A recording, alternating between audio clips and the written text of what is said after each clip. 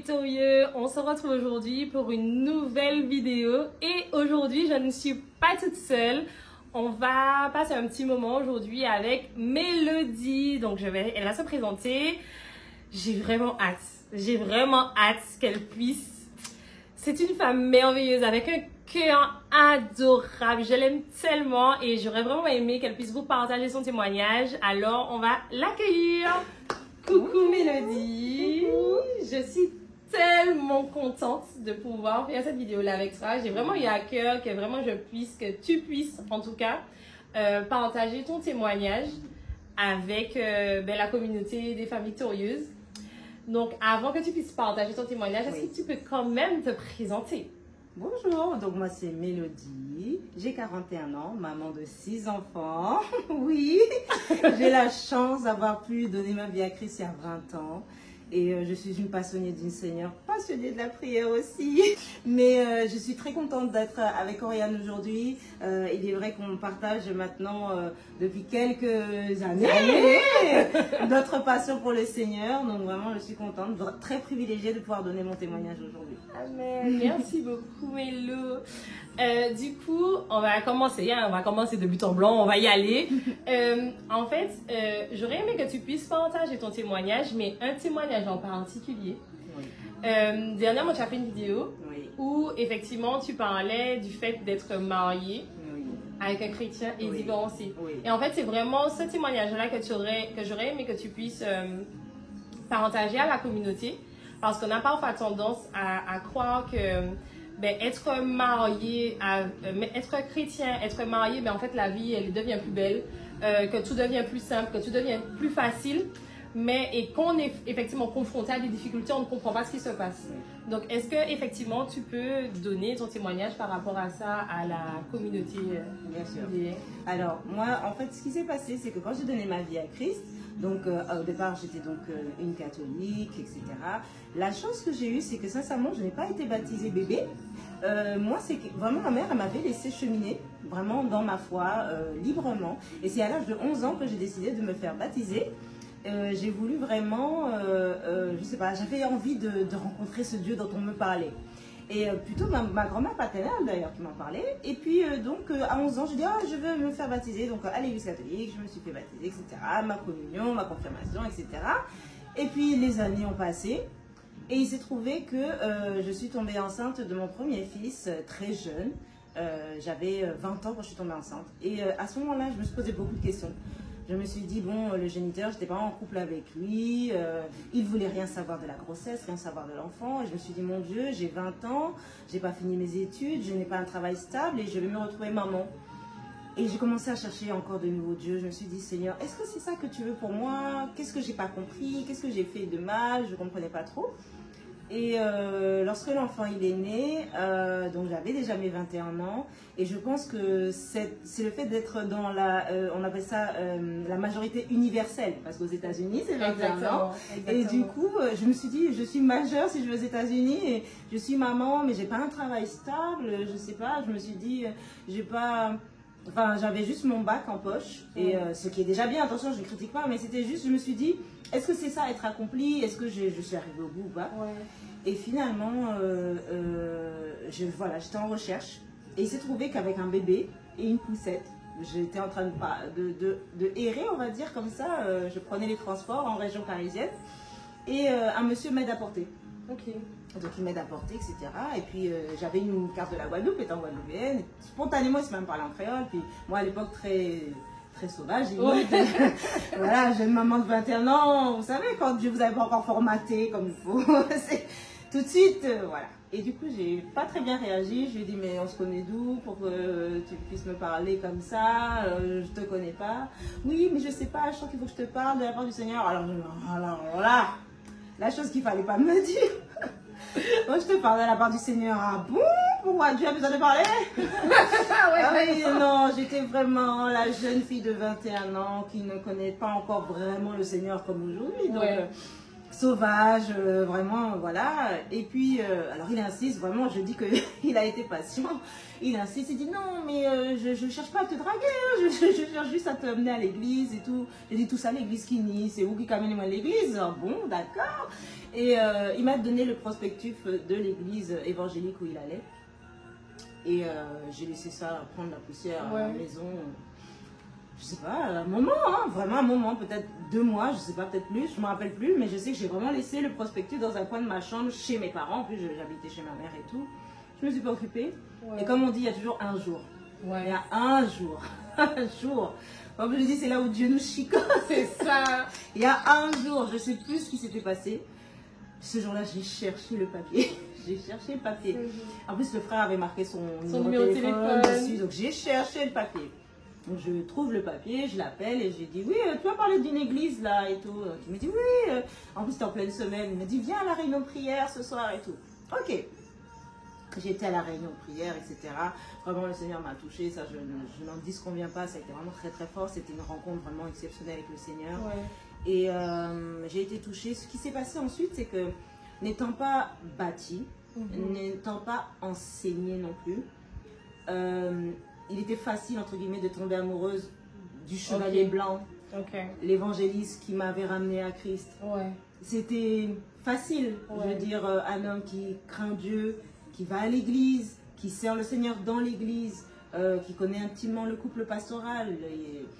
C'était facile. Enfin, je veux dire, je me suis dit, entre guillemets, c'est grâce à lui que je suis venue à Christ. Donc, j'étais très très jeune, il était bien plus âgé que moi, mais voilà, j'étais pas encore restaurée, j'étais pas encore, donc, encore fragile voilà, du fait que les géniteurs de mon fils m'avaient rejeté en disant que de toute façon, t'étais qu'un plan, donc excuse-moi, mais qu'est-ce que je vais faire avec toi? Et je me trouve enceinte, etc. Donc, mes parents qui avaient divorcé, beaucoup de choses qu'on accumule, et quand on prend pas le temps de laisser Dieu nous guérir, et bien on arrive comme ça, et on se retrouve mariés du jour au lendemain, sans avoir eu le temps de vraiment savoir ni qui on est en Christ, ni quelle est notre destinée, ni pourquoi on vit, pourquoi Dieu nous a appelés, rien. Juste, lui il est dans la foi, je vais me marier. J'ai pas cherché à savoir est-ce qu'il a donné, enfin, est-ce que lui aussi il est restauré, quels étaient ses problèmes avant, je n'ai pas cherché à savoir. C'était pour moi, bingo, il est en Christ, il sert Dieu. J'ai pas cherché à savoir si c'était le bon. Je me suis dit, j'ai gagné au jackpot. Vraiment. Et j'étais bébé spirituel. Il y avait beaucoup de choses que je ne connaissais pas sur être en Christ, sur la foi, sur le cheminement, sur la guérison, la restauration. Je ne connaissais pas toutes ces choses. Je ne vais pas dire que je n'ai pas été préparée au mariage, parce qu'il y a toujours une préparation dans toutes les assemblées. Dans l'assemblée où j'ai donné ma vie à Christ, il y avait des préparations au mariage. Qu'est-ce qu'une femme doit faire dans le foyer, comment se comporter, comment elle peut prier pour son mari. Toutes ces choses, oui, elles m'ont été enseignées. Mais je parle vraiment du cheminement personnel avec Dieu. Voilà. Est-ce que tu peux dire que à ce moment-là, tu avais pris le temps quand même de demander à Dieu si c'était sa volonté que tu puisses te marier avec cet homme-là? D'accord. Pas du tout. Donc en fait, c'était vraiment parce que tu as eu l'impression, ok, le jackpot, c'est vraiment, il a l'air d'un homme bien, d'un homme bon. En plus, il m'a emmené à l'église, il m'a évangélisé. C'est ça. Enfin voilà, en fait, tu t'es dit, ah ok, il y a tous les paramètres qui ont l'air super top. Donc ok, je continue la démarche et je vais jusqu'au mariage. Oui, c'est-à-dire que lorsqu'il m'a demandé en mariage, à aucun moment je me suis posé la question de est-ce que c'était le bon ou pas. D'accord. Vraiment pas, je ne me suis pas posé la question. Et comme je dis, on a respecté tous les codes. On n'a pas couché ensemble avant. Voilà, on a vraiment eu cette fraternité vraiment jusqu'au mariage. Et sincèrement, quand on s'est mariés, j'ai envie de dire que j'ai pas eu de doute véritablement. Pasteur Anthony dit toujours, ayez votre feuille avec votre petite case à cocher. Est-ce qu'il fait ci, est-ce qu'il fait ça, est-ce qu'il fait ci, je ne connaissais pas tout ça. Je ne connaissais pas tout ça. Pour moi, c'était pas quelque chose, comment dire, qu'on m'avait inculqué. C'était pas quelque chose qu'on m'avait inculqué, ni ma maman, ni ma grand-mère, personne. Les choses que ma grand-mère, paix à son âme, me disait toujours, c'était un homme, il faut savoir lui donner à manger. Un homme, il faut savoir l'écouter. Voilà, il faut savoir être une écoute, il faut savoir, mais sinon, non. Et en fait, donc du coup, vous arrivez dans le mariage. Comment... Dans le mariage, je pense que très tôt, j'ai eu des doutes une fois mariée. On nous dit toujours, une fois le mariée. mariage, c'est ce qui nous ouvre les yeux. L'amour rend aveugle, mais Le le mariage ouvre les ouvre. yeux. On nous dit toujours cette phrase-là et c'est véridique. C'est-à-dire que jusqu'au mariage, on veut dire qu'il était irréprochable, il n'y avait rien à lui reprocher, sincèrement. Mais une fois qu'on s'est marié, j'ai découvert un homme qui était extrêmement jaloux, extrêmement possessif. D'accord. Et du coup, au début, je trouvais ça mignon. Je me suis dit, ça veut dire qu'il charme moi. Ouais. Et puis, au fur et à mesure, cela devenait étouffant. Je sais aujourd'hui, parce que j'ai beaucoup interrogé le Seigneur à ce sujet, et après, j'ai fait des études en psychologie pour pouvoir accompagner les femmes ensuite par la suite. Mais du coup, je sais aujourd'hui avec le recul que c'est quelqu'un qui n'avait justement pas pris le temps de guérir de ses blessures d'enfance. Ok, d'accord. Donc, c'est ce qui a fait que malheureusement, il a eu ce comportement extrêmement possessif et jaloux dans le mariage. Quand je dis que j'ai eu 10 ans difficiles, je ne lui jette pas la pierre en particulier. Comme je dis, c'est vraiment parce que je n'avais pas pris le temps de savoir si c'était la bonne personne. Je n'avais pas pris le temps de savoir si lui était guéri. Moi-même, je ne l'étais pas. Ouais. Véritablement, je ne l'étais pas. Et ce qui a fait que du coup, c'est très conflictuel au quotidien. D'accord. Extrêmement conflictuel. 2 personnes blessées qui n'ont pas pris le temps d'être guéries par Dieu, qui se mettent ensemble et qui se blessent encore mutuellement. C'était un schéma répétitif. On n'avait vraiment pas pris le temps de guérir dans le Seigneur. Et ça a été difficile à vivre. Mais comme je dis, moi, comme j'avais ce désir de plaire à Dieu, parce que j'étais née de nouveau, ça faisait pas longtemps. Je me suis mariée, je crois que je devais avoir 1 an en Christ. Quand je me suis mariée, ça ne faisait qu'1 an que j'avais donné ma vie à Jésus. Et du coup, j'avais vraiment ce désir de lui plaire. C'est-à-dire que moi-même, j'étais attristée chaque fois qu'il y avait des disputes, chaque fois qu'on en arrivait aux mains ou quoi, je me disais, mais pourquoi Seigneur? Donc j'étais tellement peinée que j'ai eu vraiment ce cœur de plaire à Dieu. Et je pense que c'est ce qui a fait que Dieu m'a restaurée. Parce que j'avais cette volonté de lui plaire. Je me suis dit, Seigneur, je ne peux pas dire que je veux un mariage en Christ et que mon mariage ne te glorifie pas. Donc je me suis posé des questions. Qu'est-ce qui ne va pas chez moi? J'avais vraiment cette volonté de plaire à Dieu. Au-delà d'être la femme soumise qu'on nous prêche tout le temps, je voulais plaire à Dieu. À Dieu, amen. Tu vois? Ok, wow. Et en fait, justement, dans le fait que tu veuilles plaire à Dieu, du coup, tu avais cette attitude également où, ben, en fait, de manière justement automatique, ben, du coup, tu étais soumise. Parce que, en fait, ton objectif, c'était pas d'être soumise, mais ton objectif, c'était de plaire à Dieu. Voilà. Donc, quel que soit ce qui pouvait se passer autour, ben, toi, tu restais focalisé sur Dieu. Et du coup, de manière presque logique, en fait, ça en découlait le fait que tu sois soumise à ton mari. C'est ça. Je pense que la chance vraiment que j'ai eue, c'est que comme j'étais vraiment née de nouveau depuis peu, j'avais vraiment cette crainte, vous savez, la crainte du début. J'ai l'impression que la foudre va te tomber dessus si tu mens. Vraiment. Si tu dis non, si je prends même miette de pain sans demander la permission. Non, donc j'étais vraiment dans cette crainte vraiment du Seigneur. Je me suis dit, Seigneur, mais non, je ne peux pas être dans un mariage où tout le temps on attriste le Saint-Esprit, où tout le temps il y a des disputes, voilà, je me suis dit non. Et donc je me suis dit, Seigneur, je m'abandonne à toi. Et puis, je crois que ça faisait au moins facilement 3 ans, 3-4 ans que je me suis dit, mais au fait, pourquoi tu m'as appelé à toi? C'est-à-dire que j'étais déjà dans le mariage depuis au moins 3-4 ans et je ne savais toujours pas pourquoi Dieu m'avait attiré à lui. Je ne savais pas quel était mon ministère, je ne savais pas quel était mon appel. Et tout d'un coup, ça m'avait vraiment traversé après une prédication du pasteur où je me suis dit, mais au fait, pourquoi tu m'as attiré à toi? Pourquoi m'avoir demandé de répondre à cet appel? Quel est l'appel? Et j'ai cherché, mais ça faisait déjà 3-4 ans que j'étais dans le mariage. C'est pour dire que vraiment, le mariage m'a happée. M'a happée et j'ai oublié qui j'étais. J'étais dans ce rôle d'être une bonne épouse, d'être une bonne maman, parce que je suis tombée enceinte tout de suite de Shani, ma fille, qui aujourd'hui aura 18 ans dans quelques semaines. Donc tout de suite, je me suis vue vraiment dans le rôle de maman. J'avais déjà mon fils qui est né, qui n'est plus aujourd'hui, mais il était présent à l'époque. Donc j'avais vraiment ce désir d'une belle famille recomposée. J'étais perdue dans mon rôle et j'étais dévouée parce que je voulais tellement plaire à Dieu. Et c'est vraiment un jour où je me suis dit, mais au fait, quel est mon appel? Pourquoi? Je rends grâce à Dieu pour cela parce que j'avais tellement ce désir de savoir, j'ai vraiment cherché. C'est vraiment, c'est quand Dieu nous dit que de le harceler, je l'ai harcelé. J'ai harcelé Dieu, j'ai dit Seigneur, non, tu peux pas m'avoir retiré comme ça et puis juste pour faire joli en fait. Oui, juste pour faire joli. Allez.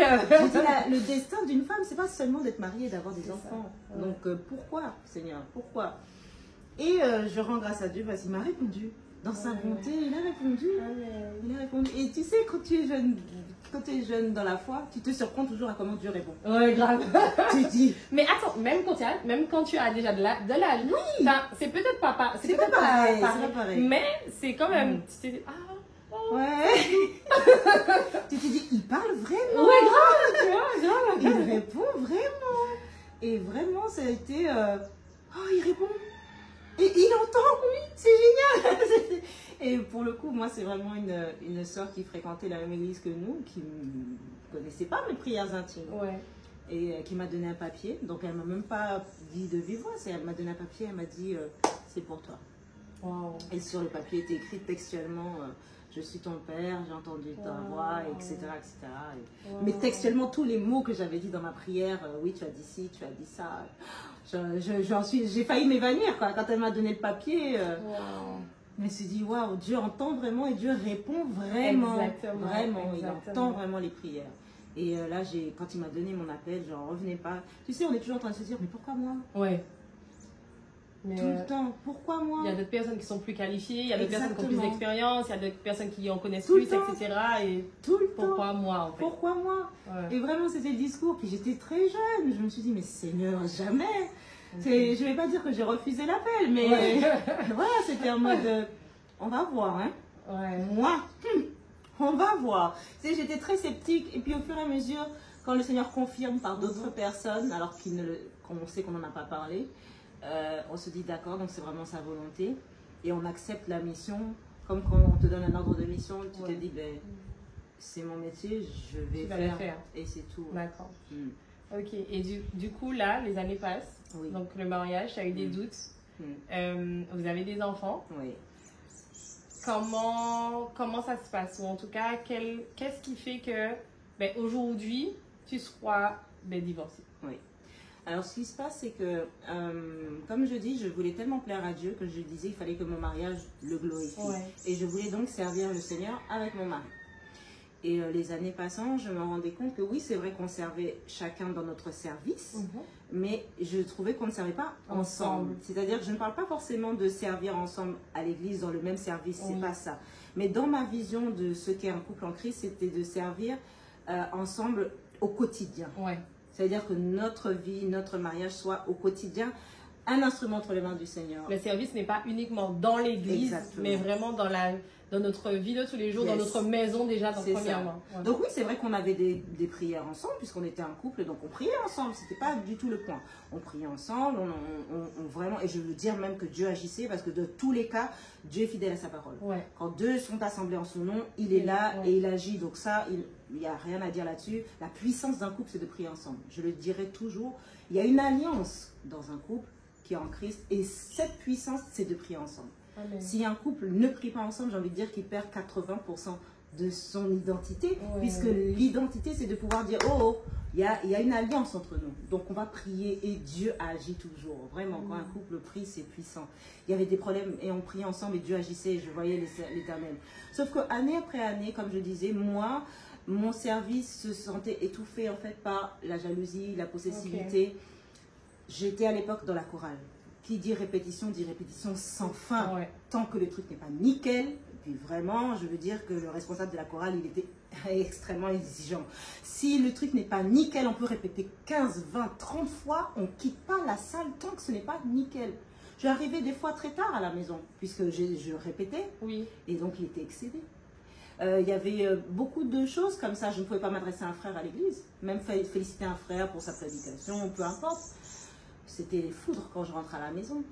Et année après année, ça m'a beaucoup peiné parce qu'en fait, je me disais, même imaginer ne serait-ce que servir par rapport à l'appel qui était sur ma vie, je me disais, mais comment faire si déjà juste lorsque je dis pas être choriste, c'est pas machin, mais c'était pas mon appel. C'est-à-dire, moi, je servais à la chorale, mais c'était pas mon appel. Mais je me disais, juste servir déjà à la chorale, ou c'est un plaisir pour moi que de chanter les louanges à l'Éternel. C'est, genre, j'avais peur, je me suis dit, mais et je vais rentrer, il va encore se fâcher. C'est-à-dire que même servir pour moi devenait un problème. Parce que je me suis dit, ça va m'apporter des problèmes. Donc, j'ai beaucoup réfléchi. Je me suis dit, mais Seigneur, comment faire? Puisque moi, je nais pour te servir. Je suis née pour te servir. Je suis née pour te servir. Comment faire? Donc, je pense qu'année après année, peut-être le Seigneur en a eu assez de m'entendre murmurer tout le temps. Mais je veux te servir, Seigneur. Mais comment je vais faire? Mais Seigneur, comment? Non, non, non. Et du coup, je pense vraiment que à un moment donné, le Seigneur, entre guillemets, a tenu à me libérer parce que j'avais tellement soif de le servir, tellement soif de lui plaire, tellement soif au fur et à mesure, le mariage se dégradait. Après, c'était plus juste des mots, c'était des coups de poing dans le mur. Et après le mur, c'est le corps.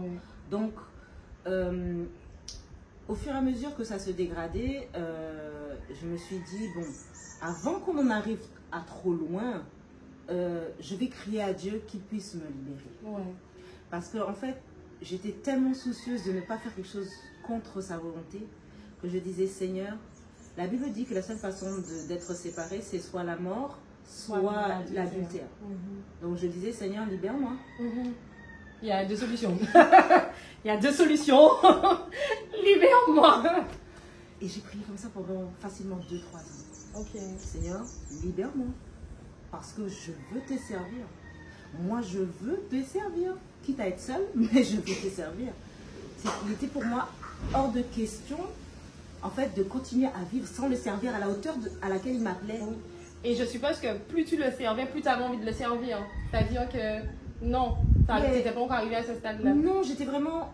Je faisais entre guillemets, le moins. En fait, je voulais avoir moins de problèmes à la maison. Donc, comme je voulais avoir moins de problèmes à la maison, j'essayais de ne pas trop m'impliquer dans l'église.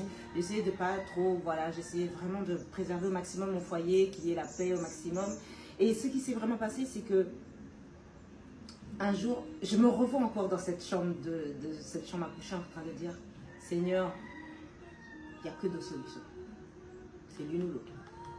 Mais fais quelque chose. Parce que moi, là où je suis, il faut que je puisse te servir. Et le cri, je pense, de mon cœur était tellement... Je saignais, hein, je saignais du cœur. J'étais vraiment dans cet état où je me disais, excuse-moi l'expression, mais sinon, prends-moi. Sinon, prends-moi. C'était ça. Le cri à Dieu, c'était soit tu résous ce problème ou soit tu me rappelles à toi. J'étais vraiment dans cette dimension de ma vie ne peut pas être juste pour être dans ça.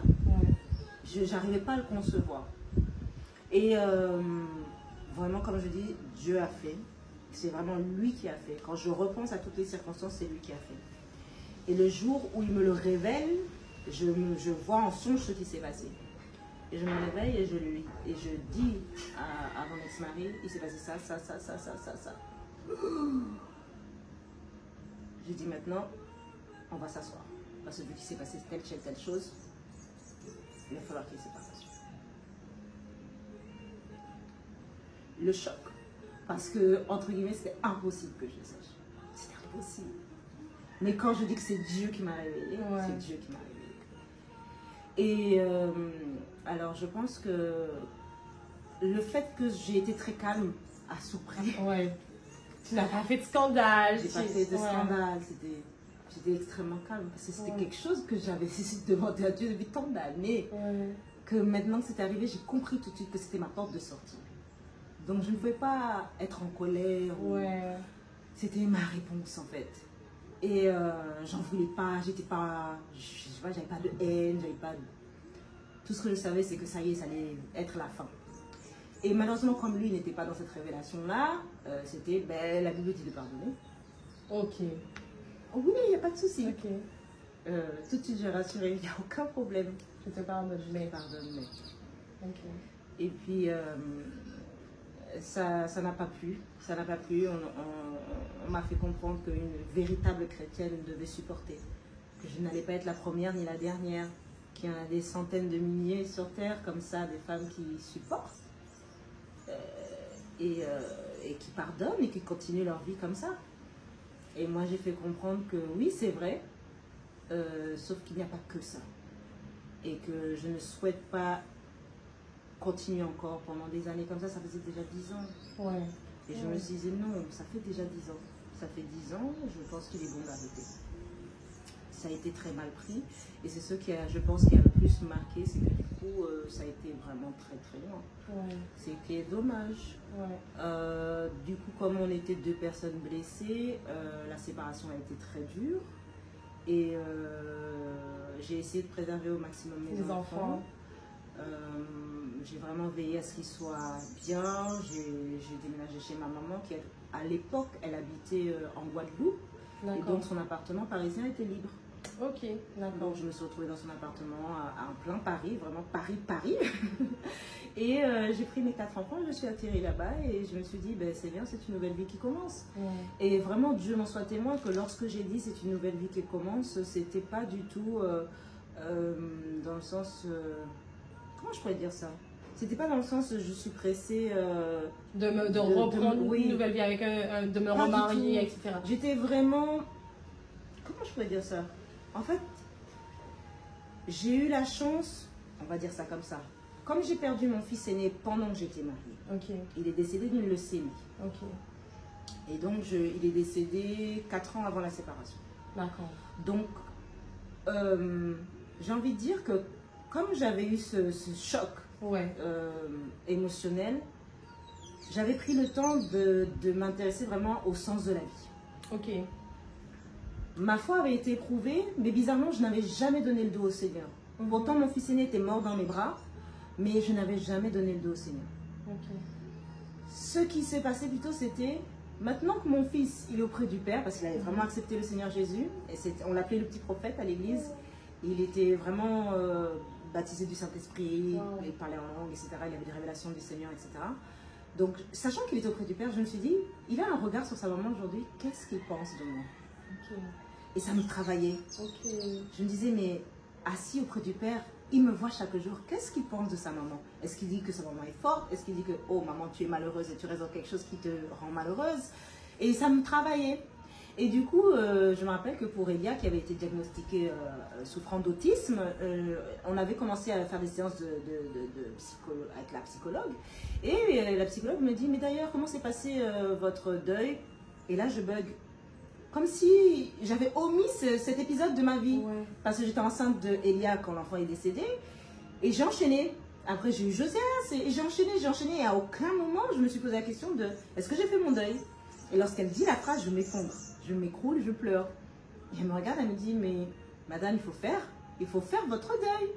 Et là, je réalise qu'en fait, je n'ai pas fait mon deuil, qu'il y a plein de choses qui ne vont pas. Et donc, finalement, je fais une thérapie. Et cette thérapie, je dis toujours, c'est cette thérapie qui m'a sauvée. Au départ, c'était pour Elia. Et finalement, je me suis retrouvée à faire ma thérapie. Et cette thérapie m'a sauvée. Et c'est pour ça que je dis toujours aux femmes qui viennent me parler en privé que moi, je peux leur apporter une aide dans le coaching, dans la vie chrétienne. Mais il y a des fois, il faut faire des thérapies. Et sincèrement, la thérapie m'a sauvée, je le dirai toujours. Parce que c'est la thérapie qui m'a fait prendre conscience que c'est pas grave si tu divorces. Ce qui compte, c'est que tu ailles bien. Donc, ça m'a fait prendre conscience que ma vie n'allait pas être un échec parce que j'avais divorcé. Ça m'a aidé à vraiment prendre le temps. Encore une fois, j'ai fait la thérapie en 2010-2011 et je suis partie en 2014. Donc, la thérapie a duré pendant 2 ans. Pendant 2 ans, j'y allais 1 fois par semaine, etc. Et au fur et à mesure, chaque fois, la psychologue m'a dit une phrase à la fin, elle m'a dit, eh ben, la chrysalide est devenue un magnifique papillon. Et ça m'avait beaucoup marqué. Elle m'a dit, vous êtes arrivée, c'était la chrysalide, la femme recroquevillée. Mais vraiment, j'avais cette attitude tout le temps, comme ça, tout le temps baisser les yeux. Parce que c'est ce que j'avais appris dans mon mariage, pour ne pas avoir de problème. Je baisse la tête, je ne regarde pas les hommes. Je ne parle pas trop fort, j'étais vraiment refermée sur moi-même. C'était veiller à ce qu'il n'y ait pas de problème, veiller à ce qu'il n'y ait pas de dispute, veiller tout le temps. Les enfants, ne faites pas trop de bruit, il ne faut pas énerver papa. Tout le temps, à chercher à tamiser, tout le temps. Donc du coup, j'étais vraiment une boule de nerfs en fait, tout le Ouais. temps à me contenir, à tout contenir. Et elle m'a dit qu'au début j'étais refermée sur moi-même et après je me suis déployée. Ceux qui me connaissaient avant ont dit on a enfin retrouvé Mélodie. Wow. Ouais. Et ils ont dit pendant 10 ans tu étais l'ombre de toi-même. Et ils ne me l'avaient pas dit, ils me l'ont dit après. Après. Ils m'ont dit pendant 10 ans tu n'étais que l'ombre de toi-même. Ils m'ont dit maintenant on a retrouvé notre Mélodie. La joyeuse, la pétillante, la femme qui aime la vie. Chose que je n'étais plus pendant 10 ans. Parce que je veillais toujours à ce que mon foyer soit paisible. Donc voilà. Wow. Wow. Et si tu avais justement, ah oui, quelque chose, enfin du coup, donc vous avez divorcé et est-ce que tu peux nous dire en quelques mots aujourd'hui maintenant comment tu te sens et quel regard extérieur, enfin pas regard extérieur, mais après coup, quel regard que tu peux avoir vis-à-vis de cette situation? Alors je vais dire franchement que ça demande du courage, ça demande beaucoup de courage de demander le divorce, tout simplement parce qu'on ne se marie pas pour divorcer. Amen. Donc ça demande beaucoup de courage, aussi de lucidité et de se dire que vraiment pour mon cas, la vision que j'avais en tête c'était désormais ma seule mission c'est de conduire mes enfants dans les voies du Seigneur. À aucun moment je me suis dit que moi peut-être un jour je pourrais de nouveau espérer me marier ou être aimée d'un homme. C'était vraiment pas dans mes pensées. C'était ok, j'ai eu ma chance, entre guillemets, c'était le discours que j'avais, c'était j'ai eu ma chance, je n'ai pas pris les dispositions avant le mariage pour savoir si ça allait être le bon. Entre guillemets, tant pis pour moi. Maintenant, focus sur les enfants. Veillons à ce qu'eux tous puissent rentrer dans la foi, servir leur Dieu et être ceux que Dieu attend d'eux. Donc, c'était vraiment ma mission en tant que mère. Je l'ai prise à bras le corps. À ce moment-là, je l'ai vraiment prise à bras le corps. Je me suis dit, on y va. J'en avais 4 à l'époque. Hein. J'avais 4 enfants qui étaient nés issus de ce mariage-là. 2 filles, 2 garçons. Donc voilà, veiller à ce qu'ils soient équilibrés, à ce qu'ils ne pâtissent pas du divorce. C'est un choc aussi pour des enfants. Et j'avais fait moi ma thérapie et je savais à quel point le divorce de mes parents m'avait affectée grâce à cette thérapie-là. Donc j'étais d'autant plus soucieuse de ce que mes enfants puissent guérir. Et très très très souvent on me dit mais Mélodie, tu aurais pu ceci, tu aurais pu cela. Et à chaque fois je disais non, je devais laisser à mes enfants le temps de guérir de la séparation de leurs parents. Parce qu'un divorce, c'est pas que 2 personnes adultes. Quand il y a des enfants, c'est les enfants aussi. Comment on fait pour les aider à guérir de ce traumatisme? C'est un traumatisme. C'est vraiment. Et moi, entre guillemets, j'ai eu la chance d'avoir fait ma thérapie qui m'a aidé à comprendre que mes enfants allaient souffrir et que mes enfants allaient avoir besoin de temps pour se reconstruire. Et il était pour moi, c'est un appel que je fais à toutes les femmes. S'il vous plaît, les femmes. Oui, on a le droit de nouveau d'aimer. Oui, on a le droit de nouveau d'être aimé. Mais si vous avez des enfants, s'il vous plaît, faites-les passer avant. Donnez-leur le temps de guérir. Vous ne pouvez pas sortir d'un divorce, sortir d'une séparation et leur imposer un beau-père en quelque temps. Excusez-moi d'être aussi cru, mais ce sont des enfants. Ils ont des sentiments, ils ont des pensées, ils ont des blessures. Vous ne pouvez pas dire que parce que c'est vous l'adulte, c'est qu'on sent qu'à faire. C'est qu'on s'habite à la cafette. Non, non, non. Ce sont des enfants qui demain deviendront des adultes, qui demain vont se marier et vont reproduire les choses dans leur foyer. De grâce, mesdames, de grâce. Soyez patientes. Oui, on a le droit de nouveau d'être aimé. Oui, on a le droit de nouveau bonheur. Et comme je dis, c'est Dieu qui fait grâce. Il y en a qui seront seuls jusqu'à la fin, si c'est la volonté de Dieu. Il y en a d'autres qui auront peut-être un nouveau partenaire, si c'est la volonté de Dieu. Mais de grâce, ne vous précipitez pas. Prenez le temps et laissez le temps aux enfants. Moi, vraiment, ça a été ma récompense. Aujourd'hui, mes enfants savent me dire, maman, merci. Parce que oui, j'aurais pu dire, je fais ce que je veux. De toute façon, j'étais tellement blessée pendant 10 ans, je fais ce que je veux. Mais non, chaque fois, en fait, on m'appelait la mère poule quand je me suis séparée parce que j'allais partout avec mes enfants. Peu importe où on m'invitait, même si c'était un barbecue entre adultes, j'arrivais avec mes 4 enfants. Partout, partout. Une fois que je me suis séparée, j'emmenais mes enfants partout. Partout, partout. J'emmenais mes enfants partout. Chaque fois, il y a un truc. Par contre, je te préviens, je viens avec mes 4 enfants. Ok. Parce que je ne voulais pas que mes enfants se sentent abandonnés. Je ne voulais pas que mes enfants... Pour moi, ils avaient déjà vécu un traumatisme. Donc, je voulais vraiment vivre des choses avec eux. Quand je me suis séparée, j'ai été au zoo avec eux. J'ai fait plein de choses. Je voulais qu'ils pas qu'ils oublient, mais Ouais. essayer de, voilà, de faire autrement. Et je parlais beaucoup. La femme antillaise a du mal à parler. La femme antillaise a du mal à parler. Même la femme noire, de manière générale, j'ai des amies africaines, c'est pareil. Mais il faut qu'on se fasse violence. Parce que la parole, c'est ce qui nous libère. C'est vrai. La parole libère les cœurs. On garde beaucoup de choses et on ne comprend pas. Moi, mes enfants, je parle avec eux vraiment sans tabou.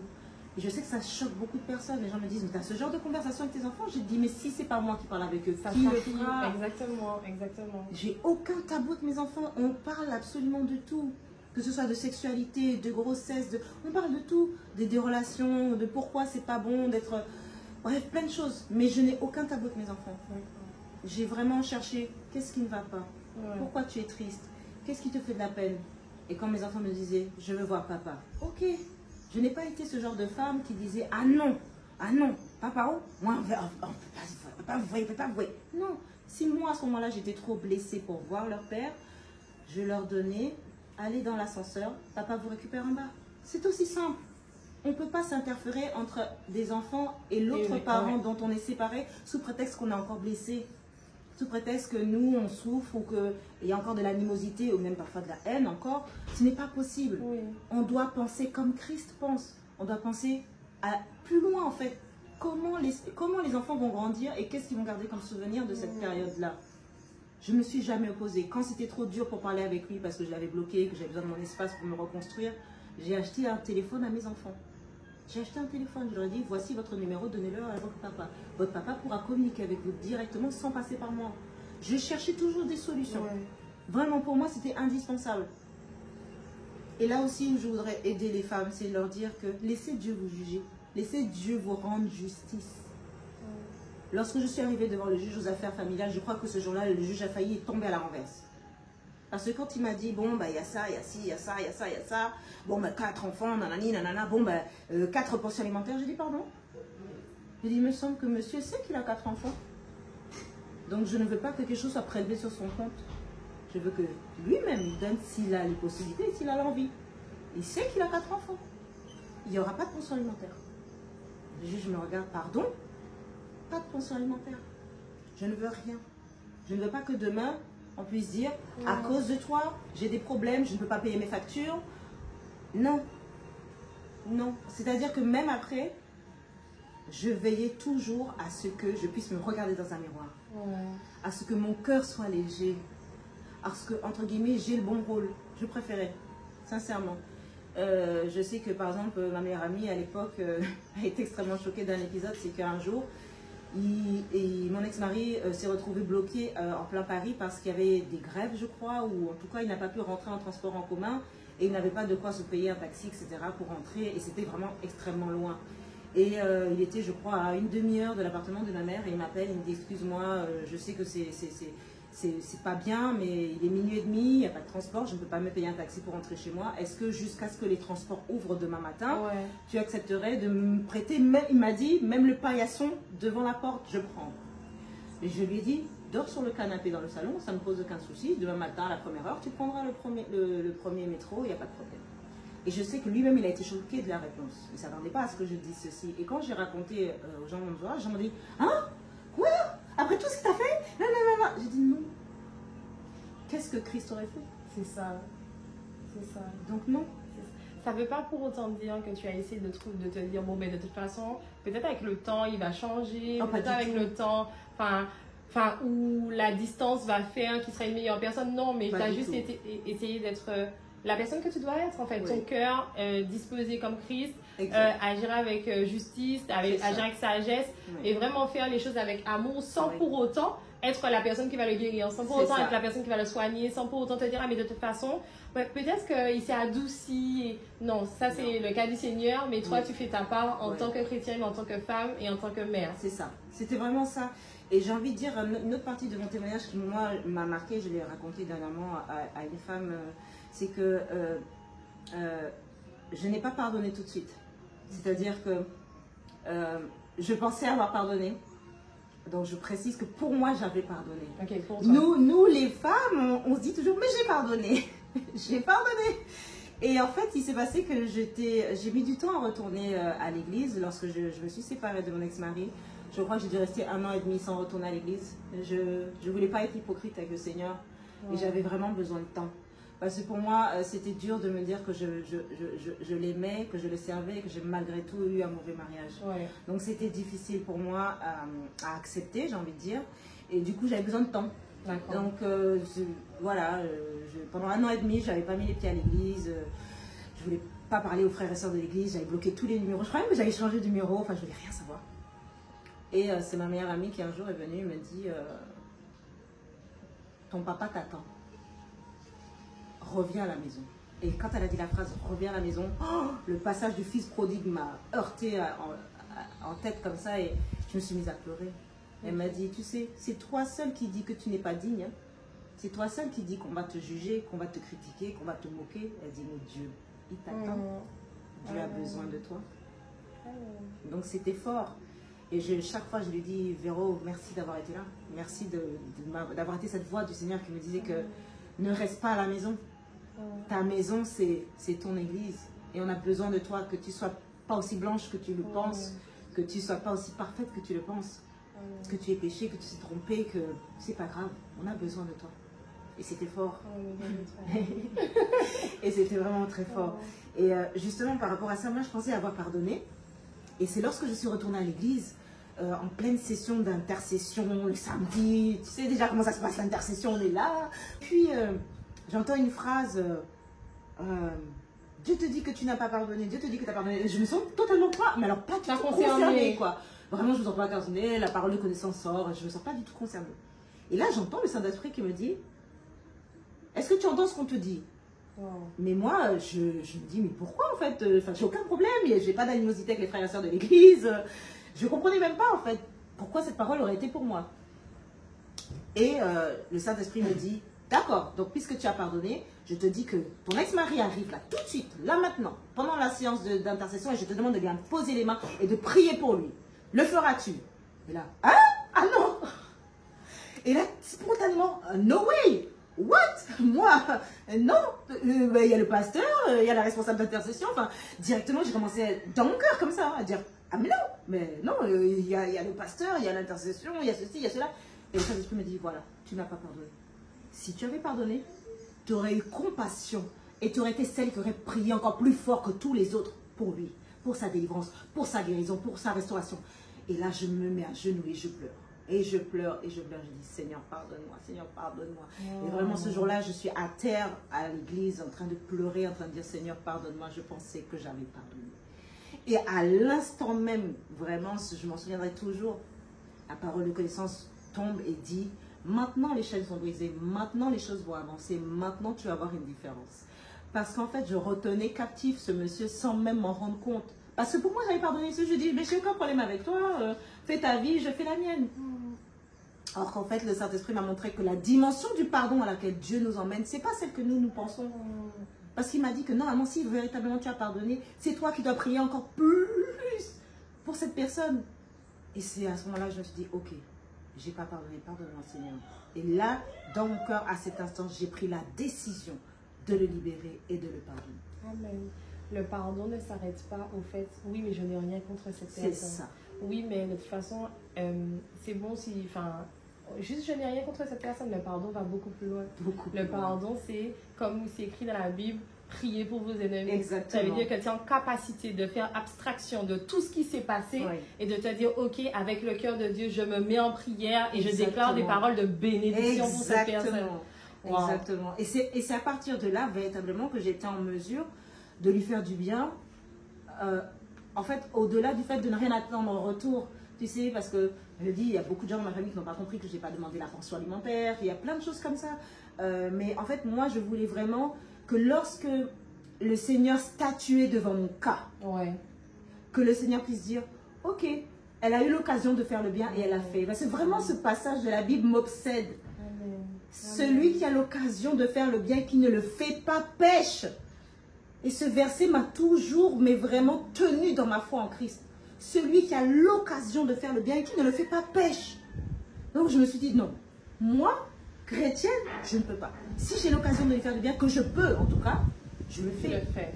Et la Bible te dit, la suite du verset te dit, c'est ainsi qu'il amassera des charbons ardents sur la tête de la personne. C'est-à-dire que tes actions, tes bonnes actions, tes actions de bonté vont parler en ta faveur. Amen. Et le cœur de la personne sera en mode que moi, malgré tout le mal que je lui fais, elle continue à me faire du bien. Qu'est-ce qui ne va pas chez cette personne? Et c'est comme ça que Dieu attire les gens à eux. Tu vois? Et moi, j'ai compris ça. C'est à ce moment-là que j'ai compris ça. J'ai dit non, c'est pas grave. Il peut mal parler de moi. C'est plus facile de dire que c'était à cause de moi. Il n'y a pas de souci. Tous nos amis en commun. Ah oui, à ce qu'il paraît que t'es une mauvaise maman. Ah, c'est ce qu'il dit, il n'y a pas de souci. À ce qu'il paraît que t'es une mauvaise femme, tu cassais ses oreilles. Il n'y a pas de souci. Je prenais seulement. À aucun moment, j'ai démenti. Je me suis dit, Dieu. À aucun moment, j'ai démenti. Chaque fois que des amis en commun me disaient, ah oui, il nous a raconté ça. Ah, mais quand même, là, t'es tombé bien bas. Ah, c'est ce qu'il a dit. Il n'y a pas de souci. Je n'ai jamais démenti. J'ai dit, c'est Dieu qui va me justifier. J'ai dit, c'est Dieu qui va me justifier. Et je pense que ça a été ma récompense d'avoir vraiment le poids léger. J'étais vraiment légère. Je me disais, je connais la vérité et Dieu la connaît aussi. C'est pas grave. Vraiment. Amen. Amen. Et j'ai aimé ça. J'ai aimé de pouvoir affronter les gens et d'être retournée à l'église à l'époque et de retrouver mes parents spirituels, ceux qui m'avaient vraiment plongé dans les eaux du baptême, ceux par qui j'étais vraiment venue à Christ, qui me retrouvent des années après et qui m'ont accompagnée, j'ai envie de dire, dans le divorce aussi. Ils m'ont accompagnée. Ils ne m'ont pas jugée. Ils ont compris. Et surtout, je pense que lorsque j'ai dévié, que j'ai erré, ils ont témoigné beaucoup d'amour. D'accord. Ils m'ont témoigné beaucoup d'amour. Parce que oui, quand je refusais d'aller à l'église, j'avais vraiment le cœur quand même assez endurci et j'ai pris le temps de guérir. Et c'est eux qui m'ont fait comprendre à quel point c'était important de guérir à l'église. D'accord. C'est-à-dire que j'avais, comment dire, j'avais fait ma thérapie. Et après, quand je suis revenue à l'église, comme j'ai dit, j'avais le manque de pardon. C'est le Seigneur. Si je n'étais pas retournée à l'église, je n'aurais jamais su ça. Donc, à partir de là, j'ai vraiment eu ce temps de restauration. Parce que véritablement, je n'aurais jamais su que je n'avais pas pardonné à la hauteur du Seigneur si je n'étais pas retournée à l'église.